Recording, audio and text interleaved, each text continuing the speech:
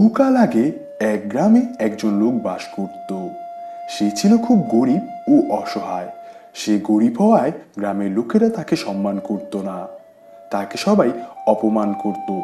তাকে দিয়ে সবাই অন্যায়ভাবে কাজ করাতো এবং কাজের পারিশ্রমিক দিত না। তার সম্পত্তি বলেছিল কেবল তার কুড়ে ঘরটি। লোকজনের এরকম ব্যবহার তাকে খুব কষ্ট দিত। তাই সে চিন্তা করলো সে আর এই গ্রামে থাকবে না। সে দূরে কোনো এক গ্রামে চলে যাবে। গ্রামবাসীর অত্যাচার দিনকে দিন বেড়েই চলেছে। আর এসব ভালো লাগছে না, থাকবো না আর এই গ্রামে। আর যাই হোক, এই দুর্ব্যবহার থেকে তো রেহাই পাওয়া যাবে। যাই যাই, রওনা দেওয়া শুরু করি। আমি গ্রামের লোকেদের এত উপকার করি, তারপরও তারা আমাকে এত অবহেলা করে। আমাকে কেউ সম্মান করে না। যেখানে সম্মানই নেই সেখানে থেকে কি লাভ? আমি গ্রামের লোকদের খুব পছন্দ করি, তাই এত অবহেলা সত্ত্বেও এই গ্রামে এতদিন ধরে ছিলাম। এটা আমার বাপদাদার গ্রাম, কিন্তু এখন কিছুই করার নেই। কিরে, কোথায় যাচ্ছিস? যাচ্ছি আর কি। এখন যেখানে ইচ্ছে যা, কিন্তু কাল সকালে আমার জমির হাল চাষ করে দিস, ভুল হয় না যেন। করিম তখন চুপ করে রওনা দেওয়া শুরু করলো। তার মনে অনেক কষ্ট জমা ছিল। সে মনে মনে চিন্তা করে, আজ আমি গরিব বলে কেউ আমার সম্মান করে না। তখন হঠাৎ সে একটি ডিম দেখতে পেল। আরে বাহ, ভালোই হলো, একটা ডিম পেলাম। অনেক খিদা পেয়েছিল। সামনে কোনো দোকানে বলবো ডিমটা আমাকে ভেজে দিতে।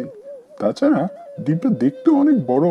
না না, আমাকে নিয়ে যেও না। কেউ একজন কথা বলছে মনে হয়। না না, এখানে কেউ তো নেই।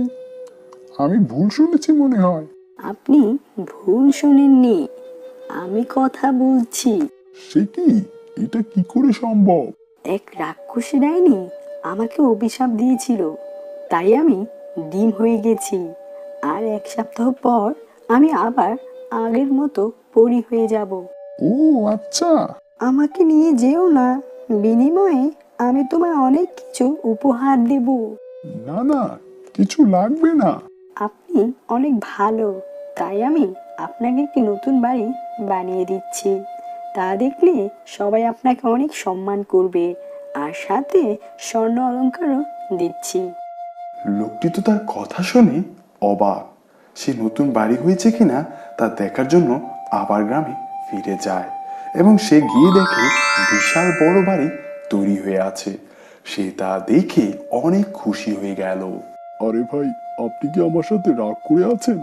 আমাকে ক্ষমা করুন, আমি আর আপনার সাথে দুর্ব্যবহার করব না। আরে ঠিক আছে, আমি ক্ষমা করে দিয়েছি। এভাবেই জাদু ডিমের কারণে লোকটির ভাগ্য বদলে যায়। যারা তাকে অসম্মান করত তারা এখন তাকে খুব সম্মান করে। এই গল্প থেকে আমরা শিখতে পারলাম, কার কখন কি হয় আমরা তা কেউ জানি না, তাই আমাদের উচিত সকলকে সম্মান করা।